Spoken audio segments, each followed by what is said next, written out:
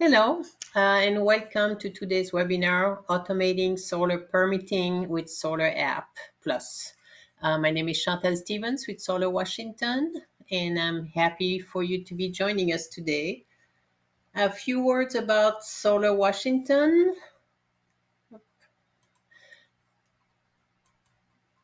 We are an education and community involvement organization.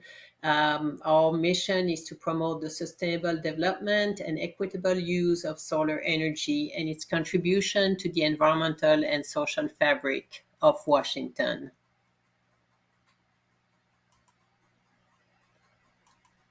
We are an independent nonprofit, but we couldn't do our work without all our wonderful sponsors, our members, and our volunteers. I also wanted to bring to your attention the fact that because you are interested in solar, that the premier conference on solar is happening October 4 in Shoreline, Washington. You can find all the information on the solarwa.org website. And I hope you can join us there. We'll have a lot of very interesting sessions, some of them related to the content of this webinar today. So I'm going to pass it on to Andish Alexander, who will be introducing our next panelist and say a few words. Andish? Yes, thank you, Chantal. Katie, if you can bring up the slide. Yeah. Cool, great. Well, yeah, really excited to host this conversation about SolarAPP Plus. It may be new to Washington, but we're talking about automated permitting. So I'm a board member of Solar Washington, and I've worked for many solar installers, including here in Washington. And one of the pain points and one of the sticky parts of the high soft cost of solar is permitting, and so that's what SolarAPP Plus seeks to solve for us, to automate permitting for us. So in the state of Washington, we have $600,000 available for AHJs, authorities having jurisdictions, building departments, to adopt SolarAPP Plus. It is dependent on maintaining CCA funding, which is being voted on this November. And a thank you to Representative Alex Trammell of the 40th District in Bellingham for making these funds available. So what this is up to 29 AHJs can sign up to get a minimum of $20,000 each. If you do the math, there's a little less than 600,000, but there's some administrative fees that the Commerce Department gets to use to set up the program, so it ends up being 29. If less than 29 sign up, then more than $20,000 can go, and what that $20,000 does is it covers any staff costs, any software costs. As you'll see in the presentation, there's not a lot to get onto SolarAPP Plus for a building department, but there is still money available now to cover that cost. Right now, I'm unaware of any rollover clause, so if the funds don't get used, they won't be available another year. And then to actually get started, all a building department has to do is email the Washington Commerce Department by the final day of 2024, and then funds need to be spent in 2025. And so just getting those pieces right. Right now, we provided the main email from Commerce. If they provide an updated process, we'll provide that as well. But that's why we're starting to talk about SolarAPP Plus, because the funding is available for building departments to adopt it. Some building departments are already adopting it, and there are definitely 29 more building departments that could definitely use the funding and could benefit from SolarAPP Plus adoption. If you go to the next slide. And so what we have today is a presentation from the SolarAPP Plus Foundation and NREL, National Renewable Energy Lab. We have Katie Nissen from NREL as a policy analyst, and we have Mark Rodriguez from the SolarAPP Plus Foundation as their Chief Engineering Officer. So with that, thank you so much, Katie and Mark, for presenting today, and take it away. Yeah, thanks so much, Andish. So thanks everyone for being here today. We're super excited to be talking to you. And just to go over the structure of this a little bit, I'm going to talk for the first 10 or 15 minutes here about the introduction to SolarAPP, how it works, how you get onboarded with it. And then Mark will take over and do a little bit of a technical talk about how the tool works. And then we will open up for Q&A. So just to give a little bit of background, the National Renewable Energy Lab, or NREL, who I am with, is one of 17 national labs founded and funded by the U.S. Department of Energy to tackle the critical scientific challenges of our time. Specifically, NREL focuses on finding creative answers to today's energy challenges and has decades of focused leadership in clean energy research, development, and deployment. For SolarAPP, NREL collaborated with a team of experts that are shown on the left-hand side of this screen to develop an online permitting platform that automates rooftop solar plan reviews and produces code-compliant approvals instantaneously. We worked with solar industry groups, code bodies like the ICC, the building safety community, environmental organizations, and then of course local governments to develop SolarAPP. The platform is entirely free for jurisdictions to adopt, and we consider it a driver of economic development for local governments. Our data shows that economic growth compounds once permitting moves to an all online system and grows even more so once that process incorporates instant permit approvals. As just one example of this, once the city of San Jose took the step to automate their PV approvals, they experienced a 6-fold increase in growth. The resulting economic growth from automated permitting creates an infusion of local resources and generates a greater amount of government revenue for less effort. Additionally, SolarAPP is meant to make online automated permit processing more accessible. SolarAPP is available 24/7, which means that permits can be issued at any time instantaneously, and solar installations can proceed without any delays. And then one other thing that we like to mention on this slide is that SolarAPP adoption is supported by the U.S. Conference of Mayors. So given conversations that we've had with dozens of local governments, we noticed the trend that rooftop solar projects tend to have very consistent designs and often take no more than about an hour to actually review. But just because of the sheer volume of applications, they can end up sitting in queues before they actually get reviewed. Because of the commonalities across designs, we estimate that SolarAPP can cover about 70 to 80% of the permits submitted for solar and approve them without any delays. This slide summarizes the systems that are currently compatible with SolarAPP. So right now, SolarAPP is focused on residential PV and is going to be compatible with the 2017, 2020, and 2023 NEC, and the 2018 and 2021 IBC and IRC. Additionally, SolarAPP is able to permit PV plus storage projects, and nearly all of the jurisdictions who are actively using the tool at this time have adopted that feature as well. Also shown here are the features that we're planning to include in SolarAPP. SolarAPP will be continuously updated based on new codes and will continue to add new technologies to our eligibility portfolio. In the future, we hope that SolarAPP will be able to approve applications for EV chargers and hopefully more. SolarAPP is ultimately a tool for automating the plan check for residential solar systems. At our last count, SolarAPP is performing over 250 different code compliance checks on submitted projects, included validations of equipment listings, verification of circuit parameters, address validation, local weather condition considerations, and other structural and electrical codes. The extensiveness of SolarAPP's checks is meant to ensure that solar system installations across all jurisdictions proceed in a safe manner. SolarAPP will continue to expand its scope and functionality of the plan review process. Just as one example of a recent improvement that we made, SolarAPP has incorporated API integration with the ATC hazards tool, which automatically applies the proper wind speeds, temperatures, and snow load variables for code calculations based on the project address and the ASCE 7-16 maps. This allows SolarAPP to account for local environmental condition variation within a jurisdiction, expanding its effectiveness across the country. To that point, there's been an abundance of interest in SolarAPP across the country. So currently we have over 200 jurisdictions across 12 states who have adopted or are piloting SolarAPP. We've had widespread adoption across the states of California and Arizona.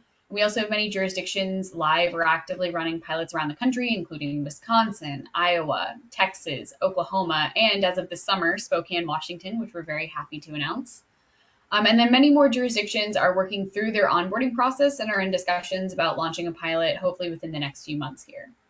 Although SolarAPP is not yet adopted across all states, there has been significant interest from both installers and jurisdictions who want to use the tool across the country. To give an insight into the impact that SolarAPP can have for a jurisdiction, we've highlighted this case study out of Tucson, Arizona, who was one of our first jurisdictions to pilot and then fully adopt SolarAPP. Since piloting, Tucson has issued over 10,000 permits using SolarAPP, allowing over 30,000 kilowatt hours of residential solar to be installed locally. Utilizing SolarAPP allowed their permit process time to go down from 4 weeks to instantaneous and saved their building and permitting staff over 10,000 hours. This slide shows some of the results from all 214 of the communities that have been piloting or fully launched SolarAPP. So to date, SolarAPP has issued over 50,000 permits across these communities, which includes over 9,400 revisions, and we've issued over 17,000 PV plus storage permits across over 190 jurisdictions who are using that feature. Among these communities, we see no time added to inspections of PV systems out in the field. On the topic of inspections, projects permitted through SolarAPP were installed and inspected 14.5 days faster than projects using a traditional process. And all of this is made possible through SolarAPP's ability to provide instantaneous reviews, reducing that average permit review time to less than a day and saving jurisdiction staff over 50,000 hours. Additionally, SolarAPP may even reduce the inspection failure rates for projects, especially among PV plus storage projects. Also, as you can see down in the lower right-hand corner of this slide here, the median business days for permit reviews under SolarAPP are all less than 1 day, which is especially advantageous if you're a community looking to achieve SolSmart Gold or Platinum designations. So now let's talk a little bit about what SolarAPP actually does.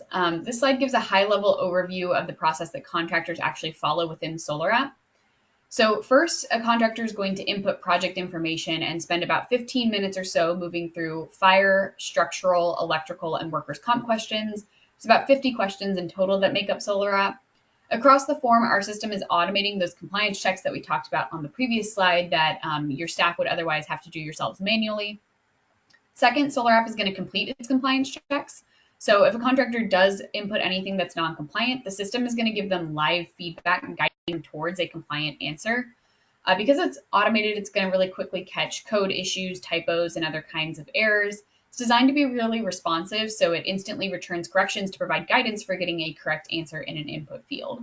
And this eases the process that ultimately requires a back and forth between an office and an installer otherwise. And because of this, we hope that SolarAPP can help limit the amount of questions that a jurisdiction is getting on basic applications, especially from new installers. And this allows permit technicians to focus their efforts on more complicated permits as opposed to the more typical systems. And then third, if a contractor does complete a compliant application, they'll pay the SolarAPP administrative fee and the existing city or county permitting fees.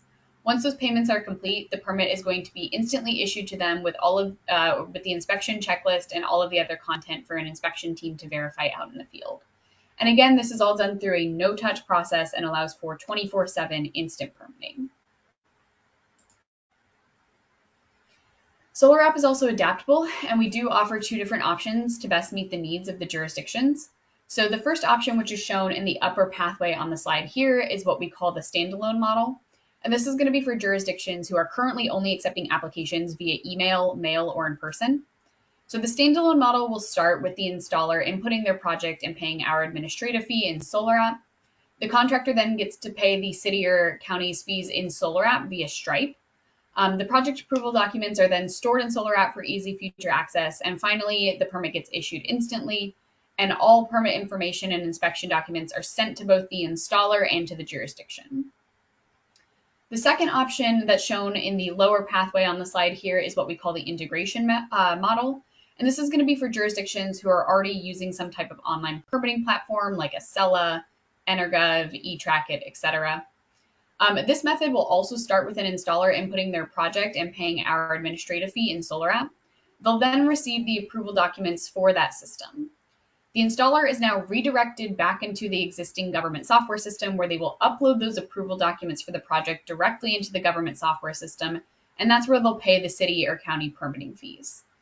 This transfer can also be done automatically via an API if a jurisdiction would prefer to set up the tool that way. The API is not required though, and if you have more questions about the API for the integration method, please definitely feel free to bring them up during today's Q&A. And then finally, after the installer completes the transfer from SolarAPP to the existing system, the system can then instantly issue them the permit. So if moving forward with adoption is interesting to you as a jurisdiction, this slide walks through exactly what that process looks like, and it's overall going to be a 4-step process. So first, we would want to select the right model of SolarAPP for the jurisdiction, either integrated or standalone, again, depending upon whether or not you have an existing software system in place. The next step would be to input your local settings. So this includes things like permitting contacts, wind speeds, snow loads, temperature variables, model code years, and a few other pieces. Our team is happy to help with this step, and we also have a number of guides available to help walk you through that process. Just a note on the customizability in SolarAPP at this step. During the onboarding process or anytime after, we're able to accommodate a variety of individualized choices to make SolarAPP best suit your local needs and conditions. This is a really big laundry list of various things that we can customize within the tool, and it's not exhaustive. But just to highlight a few elements from this list that we have not yet discussed, SolarAPP can use project valuation to determine fees. We can permit main panel upgrades and main breaker derates, enable electrical diagrams, block certain addresses that can't be permitted, and allow for local ordinances. If you have any questions about SolarAPP's compatibility with a jurisdiction's particular situation, please feel free to bring those questions up during today's Q&A or contact us at any time to see how our team can make SolarAPP fit for you. So once that local setup is complete, the next thing that we do is set up an instant workflow. So if you would be moving forward with the standalone model, this step involves setting up permit payments in SolarAPP via Stripe. And then if you'd be moving forward with the integration model because you already have an existing government software system in place, you would need to set up an instant workflow in your government software. And like I said, we have a number of guides and technical experts who can help walk through these steps. And then finally, it's time to launch. And this typically involves inviting a handful of installers to use SolarAPP for a pilot if necessary. And then SolarAPP can be opened up to all installers in your area. So that's all I have for the introductory portion. Before I turn it over to Mark for the technical section, I just want to highlight a few resources on this page here. If you're a jurisdiction who's interested in using SolarAPP, the very next step for you is to go to that link at the top, the gosolarapp.org, and start your registration. It doesn't have to be completed all at once. You don't have to complete it at all if you decide not to go with it, but it puts you on our radar to start reaching out and having these conversations with you about getting SolarAPP started in your jurisdiction. I also have our team email contact on here, so if after today you have any questions or other thoughts that you come up with that you didn't think of today, feel free to reach out to our team at that email address, and we would be happy to get your questions to the right person. And then I have a few FAQ documents that are linked here on the slide that are just very common that help with the onboarding process, but I will bring this slide back up during Q&A so that folks can access those. But for now, I'm going to stop sharing and turn it over to Mark.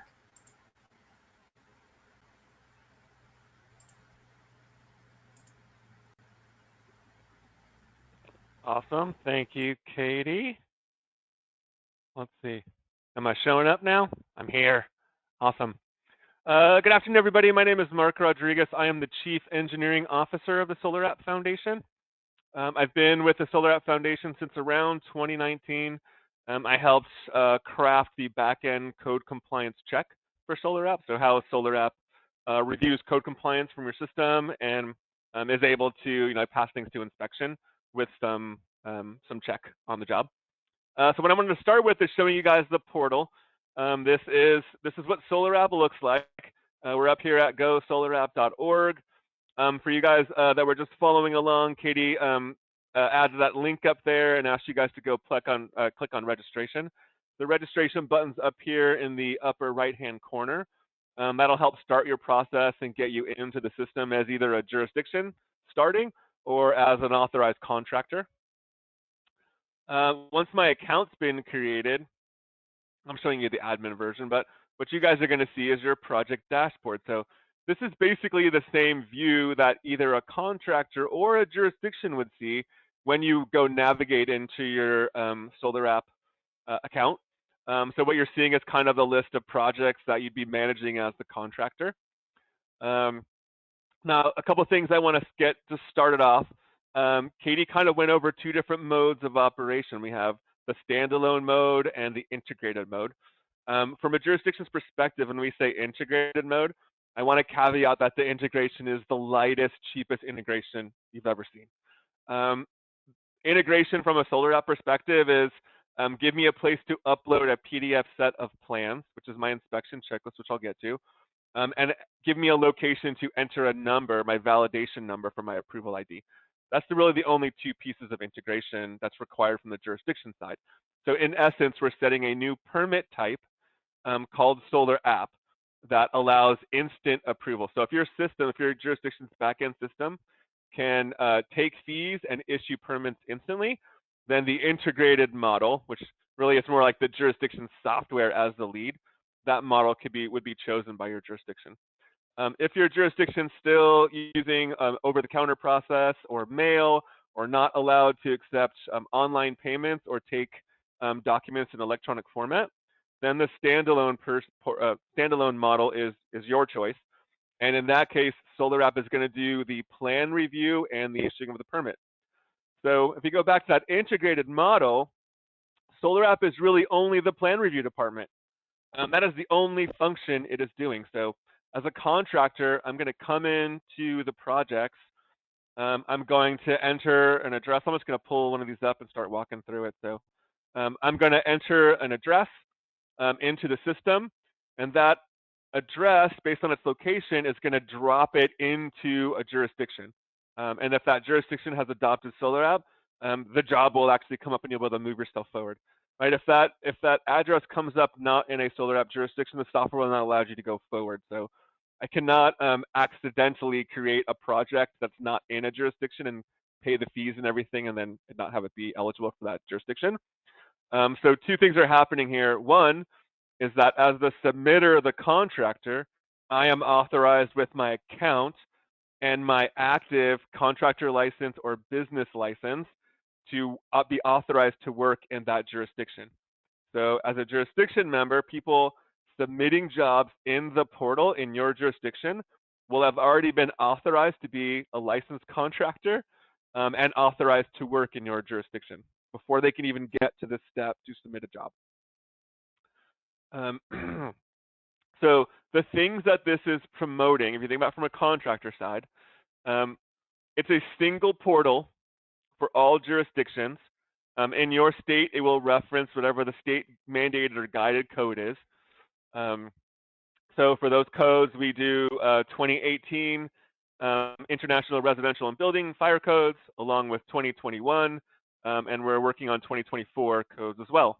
And then for the electrical code, we can capture NEC 2017, NEC 2020, and NEC 2023. And for your jurisdiction, we can capture any combination of those codes in combination. Then we also have the ability to do some flexible customization per the jurisdiction. So say your jurisdiction has a municipal ordinance to add an additional disconnect. Those additional municipal ordinance rules can be written back into SolarAPP and they can inform the permit type. Also, the code allows for specific modifications based on environmental conditions. So SolarAPP also recognizes changes to the code that pertain to geographic, climatic, topographic, or environmental considerations. So it could be dense population, could be high snow loads, could be high wind speeds, could be elevations, could be flood zones, could be historic plains. All these things can be considered in the software. And based on the jurisdiction's determination of those issues, we can choose what we want to do with those. So for example, if a project is deemed to be in an area with high snow load, we can reference code required span tables to make a structural calculation. We can kick the project out and require professional engineering and a different process for the jurisdiction to evaluate. Or we can incorporate some tools and some checks within the software to keep that automated process when we hit design criteria that triggers something else. Another good example for that could be historic zones. Maybe in a historic zone, the jurisdiction has a rule that modules can't face the street. We could locate a project via a GIS layer in a historic zone and then inform installation and the inspection that there's some additional rules that pertain to historic homes, right? So there is the ability to be customizable and flexible and change things to suit the jurisdiction's needs. I think the thing that this all does, though, is that since we are all working kind of in one portal, and all of your contractors will deliver the same deliverables, like everyone will deliver an inspection checklist, which we'll go over again in the future. So what you're thinking across your entire state is you have consistency in the requirements from jurisdiction to jurisdiction. Everyone's going to do it the same that's on SolarAPP with, with those little modifications for local flavor. And then all of the contractors, since they're all going through SolarAPP, all of their deliverables will look the same. So when an inspector gets to the field, no longer, obviously the single line diagram is the thing we like, but if you have 10 contractors working in your jurisdiction, you probably see 10 different versions of a single line diagram. So what SolarAPP is doing is providing consistency and best practices to both sides of the industry, both the jurisdiction side and the contractors. What we find this does, it allows us to focus on good workmanship in the field, right? No longer are we spending time at the plan review stage arguing over a piece of paper and really spending a lot of time. If I go through the scenario is, I'm a contractor and I go to submit my first job. My jurisdiction is doing their due diligence. They get that first set of corrections. So on the first pass, from our research, we heard jurisdictions take between 40 and an hour and 20 to review the standard PV job. So let's just say it takes an hour. So that first path goes through, I get a correction, jurisdiction sends it back to the contractor. The contractor spends some time, tries to figure out what the correction is, what the corrective action is, and then send back to the jurisdiction for a reapproval. So when that jurisdiction gets that corrected plan set back, they can't just look at the thing that was wrong or their correction, they kind of have to do another full review. So maybe you're spending another hour. So we haven't even got to installation or issued the permit. We've already spent an additional 2 hours on plan review. Let's say that job gets to installation. Our research showed over 40% of projects have an as-built plan set revision, which means that from the time the permit was issued to the time I got on the roof to install something, something changed. Now, in our industry of PV, the most common thing to change is just the module that I spec to go on the roof. And the reason that is because PV is going at such a high volume that our manufacturers are having struggles keeping up with demand from the contractor side. So often, if I designed a system 4 or 5 months ago and I'm waiting for that time of installation, I might have used up that first module bucket that I had. I need to go switch to a different piece of equipment. For most jurisdictions, this is a re-permit exercise, right? So through no fault of the contractor or the jurisdiction, we could spend multiple revisions at the jurisdiction just to keep up with the industry and getting proper equipment to the field, right? So what SolarAPP has done is taken that revision process and it's taken ownership of it. So now, directing you guys back to the portal, as a contractor coming through the system, instead of me sending my plan directly to the jurisdiction and the jurisdiction after going through it and find the errors, and that revision or correction loop being between contractor and jurisdiction, now that revision loop is between contractor and SolarAPP. So I have 3 ways to verify code compliance from the contractor perspective. We work through a system of attestation check boxes. So just like submitting a regular standard plan, any notes or provisions that I put on that plan become part of the permit record. An attestation is a legally binding form, right? So if I attest that I have the homeowner's information or right to install on the property, if I check that box, to make my permit valid and to pass inspection, this has to be true. If I don't check this box and try to move forward because maybe I don't have that thing, SolarAPP will kick the project back. Will not allow you to move forward without attesting to some of these things, right? And these checkboxes. Those checkboxes are mandatory. Then SolarAPP has another one, so it has drop-down values. So for this particular jurisdiction, new construction is not allowed. It's not required. So if I deem this project to be on new construction, SolarAPP is going to give me instant feedback that for this jurisdiction, that value is not allowed for automatic approval. For this particular project, it doesn't mean that the project isn't code compliant. It just means that the project has to be submitted through the jurisdiction standard process. So might mean it needs PDF plan sets, you need to go through the jurisdiction. Jurisdiction needs to do a manual human face-on or eyes-on plan review. Right? As long as I comply with the rules of this jurisdiction saying this one is not installed in new construction, I can move forward to the next project or the next page. If you look across the top, SolarAPP goes through a system of, we do first eligibility. Is the project suitable to go through SolarAPP? There's an eligibility requirement list a couple of best practice things that kind of set the project to be on the level where SolarAPP can do the calculations. We go through fire, we go through structural, we go through electrical certifications, we do some workers' comp stuff. And then SolarAPP looks at all of these pages in combination because there is information from each page that needs to be looked at in concert to verify code compliance. And they'll give you a whole evaluation on the project. So what I want to set forth here in your mind is that SolarAPP is a rules engine. So a contractor is going to go through and detail their design, what decisions they're making from a design perspective. And SolarAPP is going to compare those design decisions against the mins and maxes as defined in the code. So anywhere where the electrical code, building code, or fire code required us to do a back-end calculation, whether I'm calculating PV string voltage, overcurrent protected device, or conductor ampacity, SolarAPP is doing this in the back end, right? And it is verifying those design inputs to be within code approval. So one of the ones we have is the 2018 residential code allows us to reduce the ridge setback based on the array area of the house. So what SolarAPP is going to do, it's going to ask the contractor for the provisions that the code requires. So one is, does the home have sprinklers? If the home has sprinklers, the contractor is allowed to reduce the ridge setback from 3 feet to 18 inches. If it doesn't have sprinklers, then we look at a percentage of roof fill on the roof. So we're going to compare the roof's total home area in square feet versus the array area.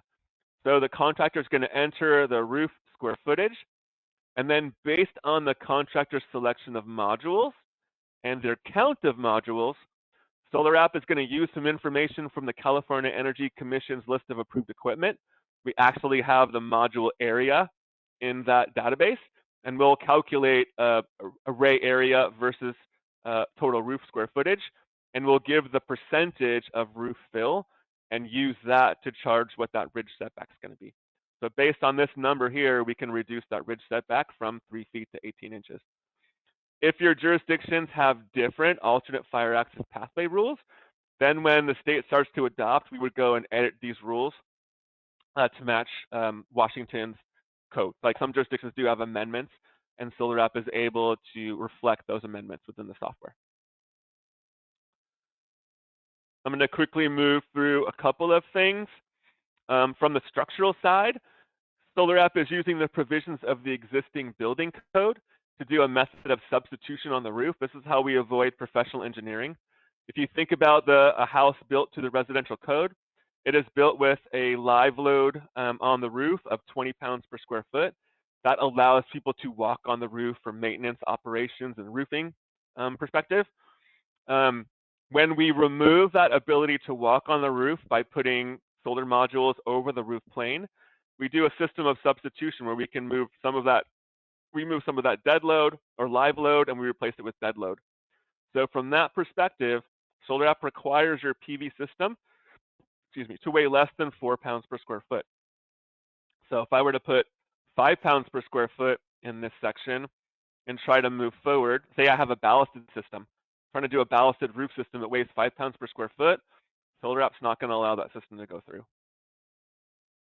Maximums between, you'll see in the response, inline correction response, your maximum PV system weight must be between 0 and 4 PSF. I want to put this one back to 3.0 because that's where it was. SolarAPP handles a number of different roofing types. So all the roofing types that are listed in the residential and building codes. Per pitches, there are restrictions for low slope roofs and snow and pitched roofs. If those conditions exist in Washington, you may run into some of those. We have some other solutions to cover those projects as well.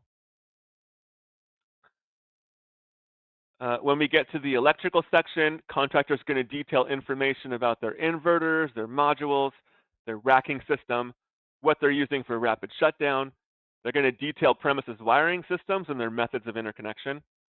Again, we're using that list of approved equipment from the California Energy Commission. So from that list, the contractor is picking their manufacturer and their model numbers.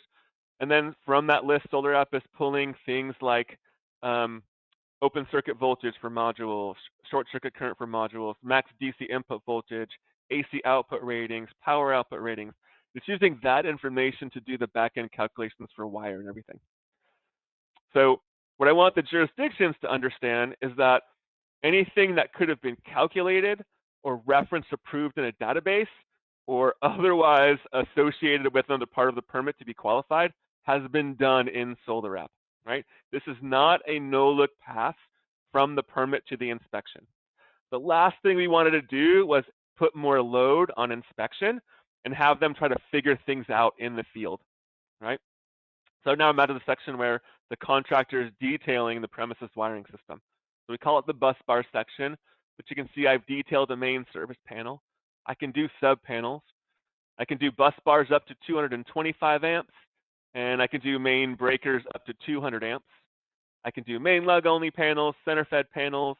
The possibilities, we figured out when we started this out, we thought that SolarAPP was going to cover what we called cookie cutter projects, the most simple PV projects possible.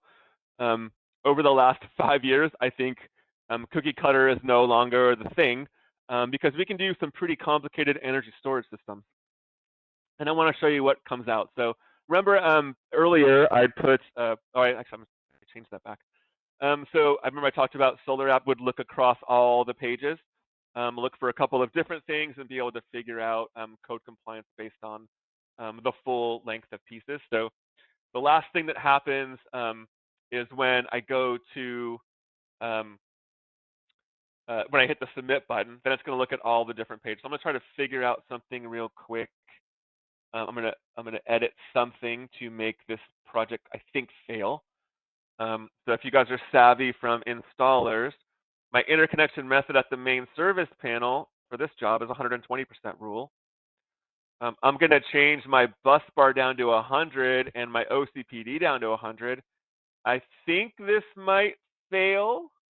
I kind of want to show you guys what happens when you would mess something up. For instance, how many strings? Oh, I have 29 modules, so I definitely have more than 20 amps worth of backfeed.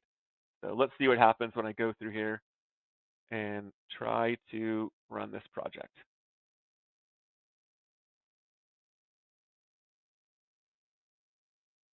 So right now, SolarAPP is looking at all the different pages, and it's picked out an error. Like I went and put a known error in that we're gonna violate the interconnection rule, right? And SolarAPP picked that out.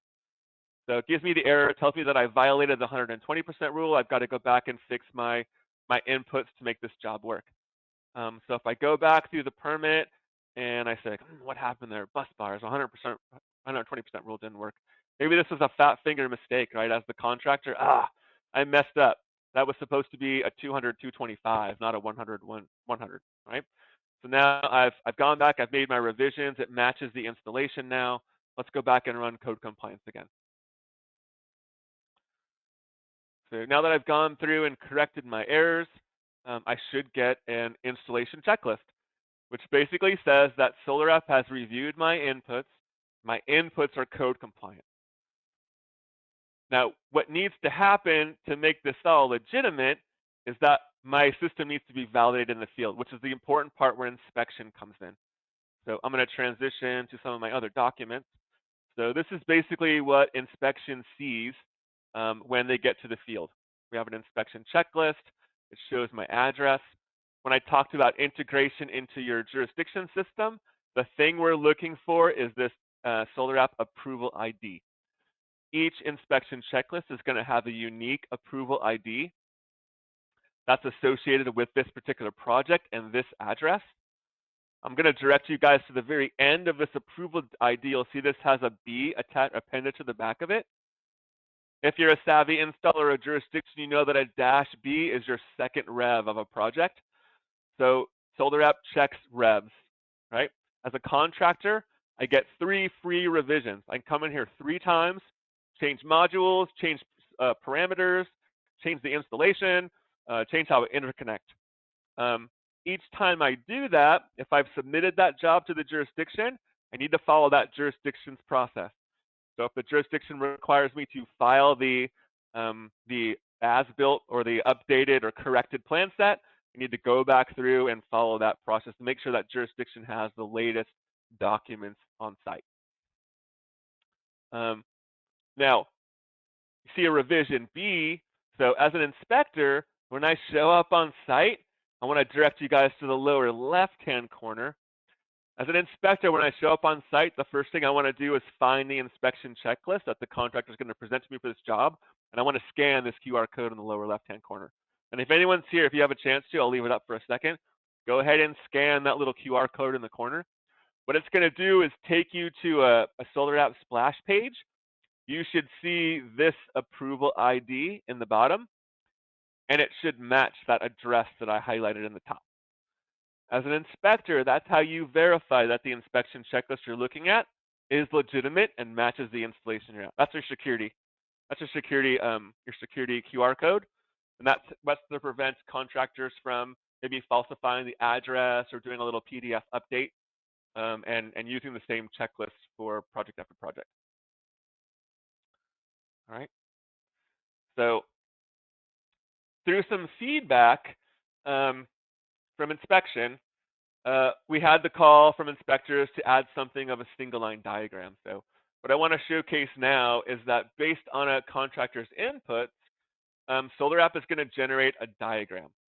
So from your submitter, as a contractor, from your submitter, this is the validation. So this diagram that SolarAPP puts out should match whatever circuit diagram reference I'm using for design. So some companies, that could be a single line diagram. Now that I know that companies are trying to take advantage of SolarAPP, single line diagram might not be the thing that a contractor is referencing when they're doing these inputs, but this design should match what premises wiring looks like. And as we change our inputs, this diagram changes. So what I'm showing on this diagram is the utility grid off to the left. You have the utility meter, which is the square with the circle in it. You have a main service panel, and then you have solar interconnecting at a point between the meter and the main service panel. So to me, this indicates a supply side connection of solar only. But look at another project. This one's a little bit more complicated. I'm showing a utility grid off to the left. I'm showing a meter with a switch in it. This meter with the switch represents the Tesla meter-mounted backup initiation device, or a gateway. This is an isolation device for an energy storage system that's isolating this whole home. This is a whole home backup system from premises wiring systems. So you can see in this one, I've got solar and energy storage. I've got some relocated loads all landing on a new subpanel, and that new subpanel connects to my main service panel.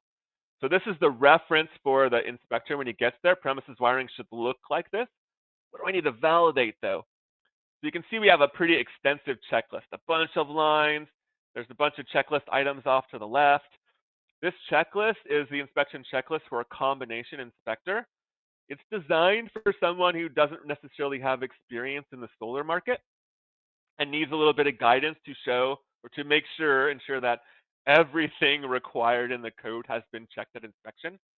Now, I know that some jurisdictions have a lot more experience at the inspection level, the inspector level, and don't need to look at a 4 or 5 page checklist to be able to qualify a system and make sure it's code compliant.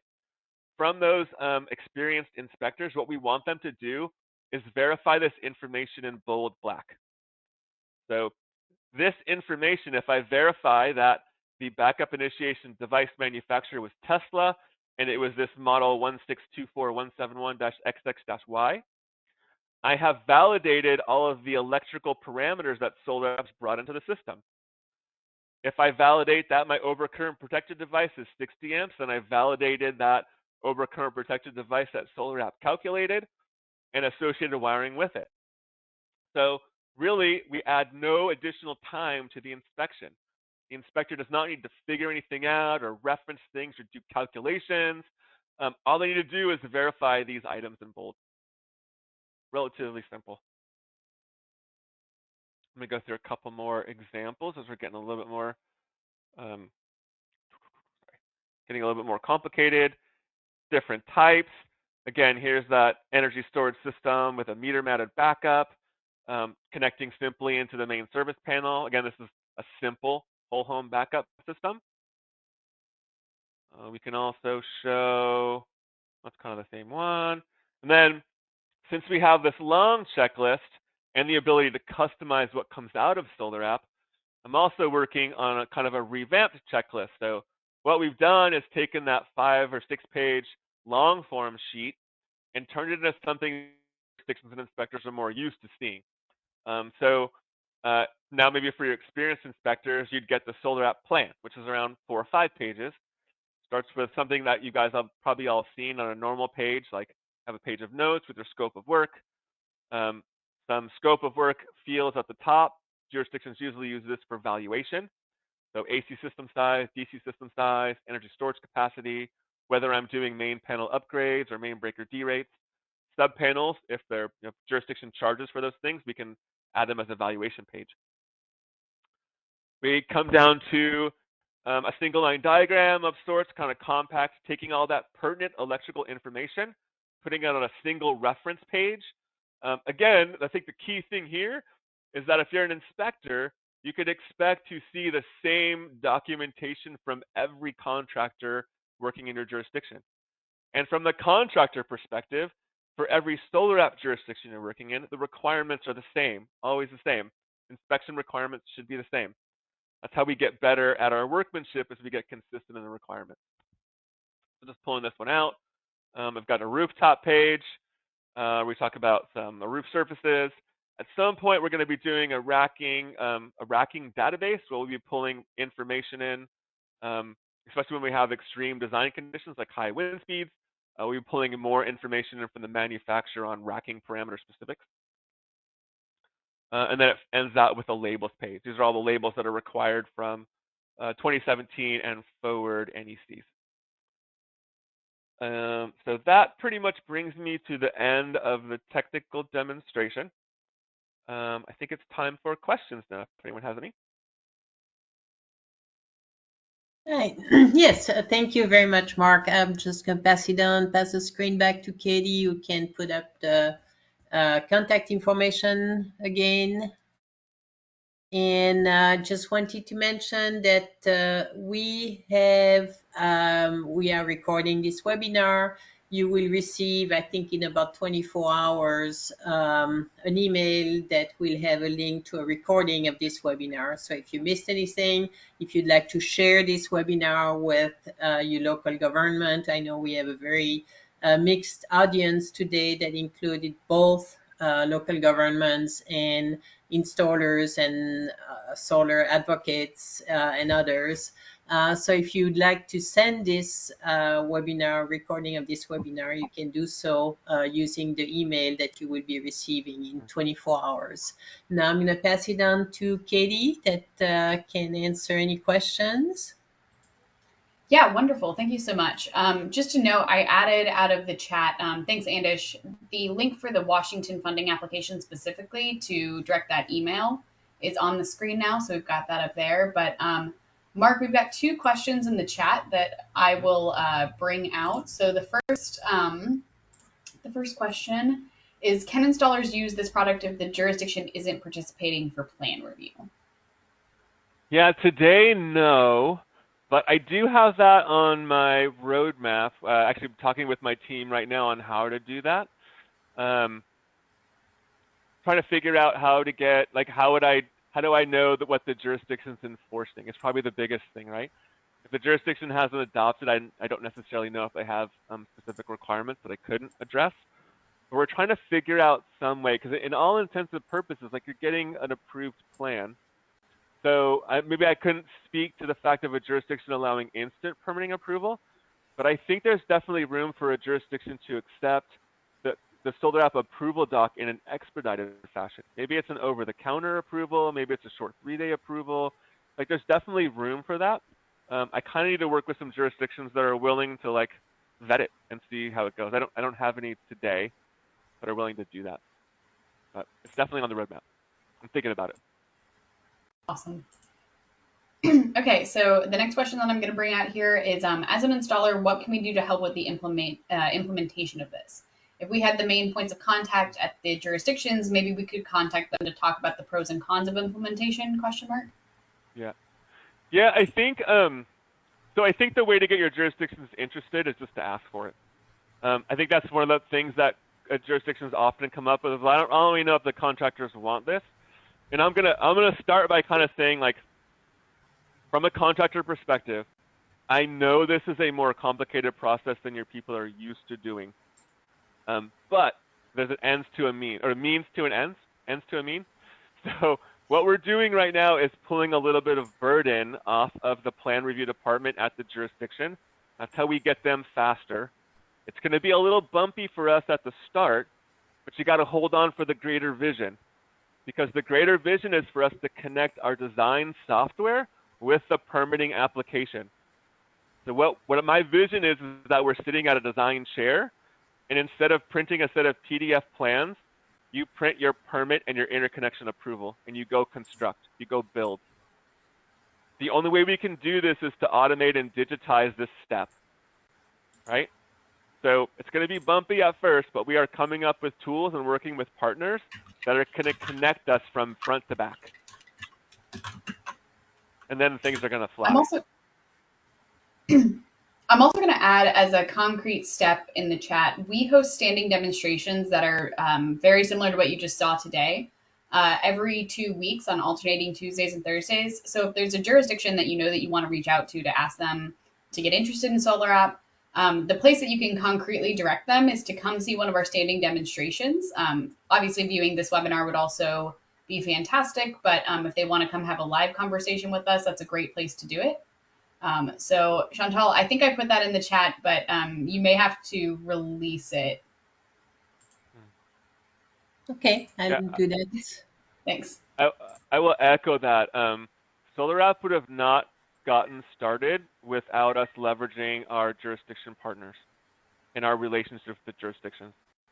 So that's definitely the place where I started, was the ones where I had good relationship with my jurisdiction and knew there was an opportunity or a desire to improve whatever process was happening. And that's kind of the first jurisdictions that we even got into the program. Yep. Awesome. And then I also just wanted to add, if you want to directly contact the SolarAPP Plus Foundation, go for it. If you're looking for any amount of more local support, I'm happy to do that, involved in multiple organizations. And so we can get your questions answered, get you connected to whoever you need to be connected to. So you can just follow up with us after this webinar and we'll get you connected. Awesome. Okay, the next question to bring out of the Q&A is whether there's a way to ask for variances through SolarAPP. If there's more context on what kinds of variances we're looking for, feel free to follow up on that question. But Mark, maybe you can just speak to customizations, I'm guessing. So the jurisdiction can do customization, but variances are usually like, hey, I want to do something that is either not in the code or may not be covered or is above and beyond the code. So the idea there is that things that do not fall within the eligibility of SolarAPP still go through the jurisdiction for a standard plan review. We don't say that that a job that doesn't fit through SolarAPP is not code compliant. It just may not be suitable for automated approval. So at this time, I would say if you have a variance in your project, that you're probably going through a standard plan review. Now, what I like to say, though, is if your variance is common, if you find you're doing a variance on every project, then maybe it's not a variance. Maybe we need to make provisions for it within the application.